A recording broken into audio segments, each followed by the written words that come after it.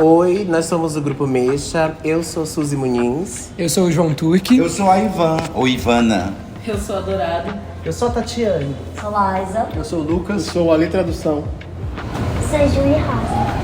Nós somos um grupo de artistas dissidentes. A gente tem 10 anos de construção teatral, performática e laboratório de arte em si. E no começo do nosso processo a gente não imaginava a magnitude que ia tomar, né? O nosso processo, apesar de ter entrado agora nesse ramo mais de teatro, performance, ainda é e sempre foi autoral, né? A gente fala das nossas próprias vidas através de dispositivos, de tecnologia, de movimento, de dramaturgia, mas é a nossa própria história que a gente sempre conta. Então, ver isso tomando uma magnitude nacional, internacional, assim, de repercussão foda, é muito legal.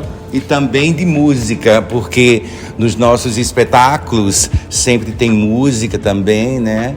Alinhada com a ideia da história que está sendo contada. Então, eu que canto no elenco, a Dourado também que canta, somos as duas cantoras do grupo. E eu acho que uma coisa também do grupo que é muito interessante é essa coisa da gente conseguir fazer a costura das nossas vivências, da gente conseguir narrar as nossas histórias e misturá-las com ficção, né? E a gente transformar tudo isso numa peça.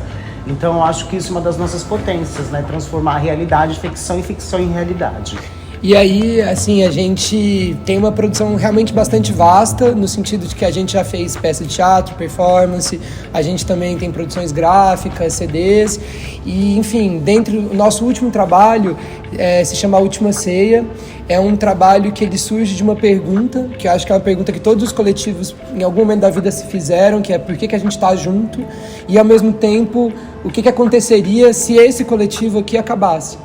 Daí a gente cria essa ficção, que sempre é um pouco realidade, de que essa vai ser nossa última obra, nosso último trabalho, e a gente decide olhar para o quadro que o Da Vinci fez, que é o momento que Jesus, né, diz para os apóstolos: alguém aqui vai me trair, depois disso aquele grupo nunca mais vai ser o mesmo, e a gente decide criar nós aí a nossa última imagem, nossa imagem final.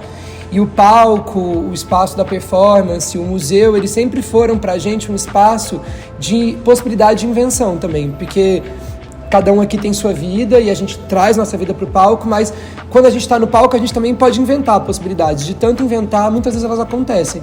Então acho que para a gente pouco falar desse trabalho, nesse momento que a gente está sendo indicado para esse prêmio, é específico, é muito interessante, porque ao invés de acabar, a gente está continuando, a gente está adiando um pouco mais aí o nosso fim.